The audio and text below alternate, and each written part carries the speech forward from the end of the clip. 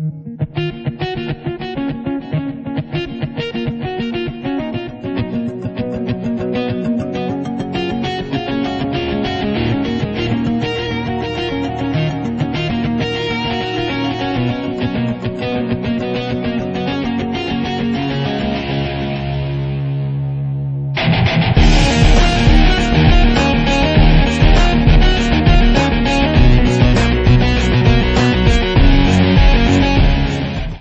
listeners. Thank you for joining us. This is episode 2 of Sniffing Leather. I am talking to Johan, a South African supporter. How are you, Johan? No, I'm very good. I'm just disappointed that there was no play on day 2 since the whole day was rained out. Yeah, it's kind of odd that apparently the Gabba did not get any rain for almost a month, and the second day of play is lost because of rain all day long, and doesn't look like day 3 is going to be any better.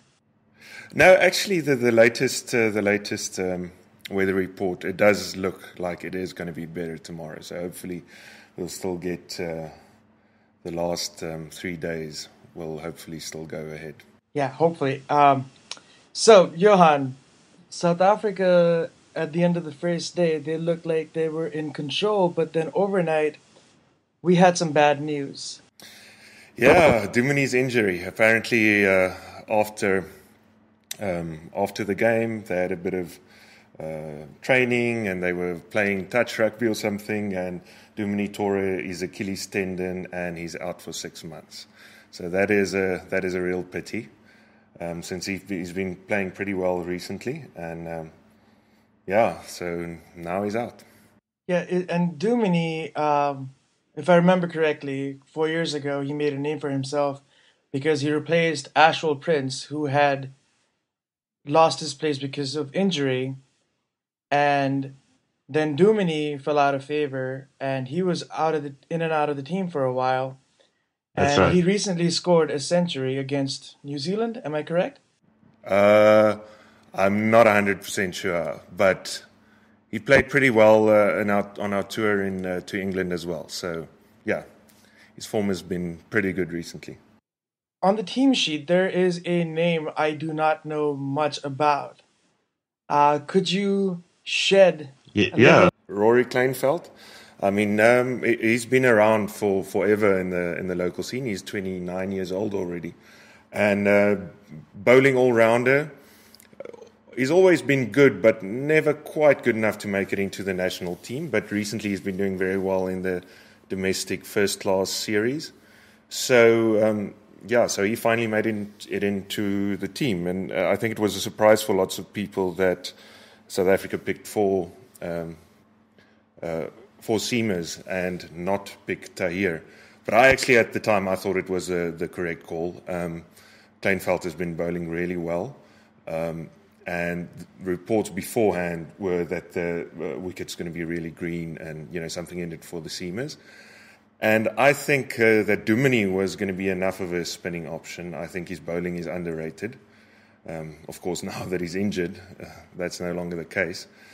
But so I thought the team selection, I thought the selectors got it right by playing Kleinveld. All right, for those of us who are not familiar with him, could you tell us who does he bowl like? And South Africa and Australia always produce some great all-rounders. I remember Sean Pollock. I remember watching Lance Klusner when I was growing up. So, yeah, who does he bowl like? You said he's a bowling all-rounder, right? Yes, that's right. I want to say he's almost your standard, fast medium bowler. Probably a bit like Philander. He's not as good, but I think that's probably the person that he resembles the most. Although, he's also a big guy, so he also hits the deck hard, so probably a bit of callous in him as well. And talking about Collis, he played really well yesterday. I was very impressed with his innings. Yes, I think Collis and Amla both, they've just recently been great. And I checked the stats, and over the last 3 years, they've batted together 22 times, and the average partnership between them is 97 runs.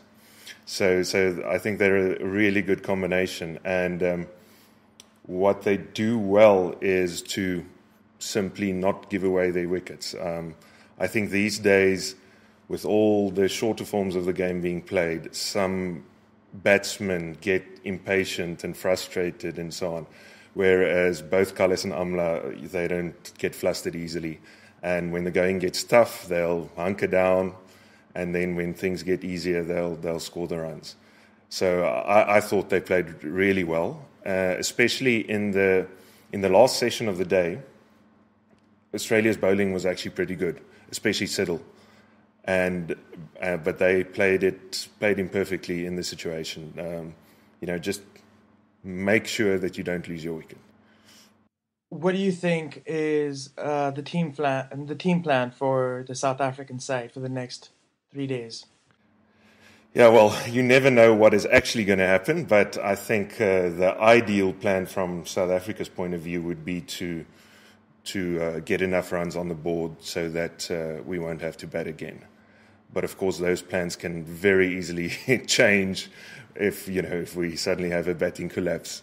But I think it would be to try to bat out basically the whole day tomorrow again, and then see if we can, get Australia out and have them follow on. But like I said, that's the best case scenario, and things don't usually work out that well.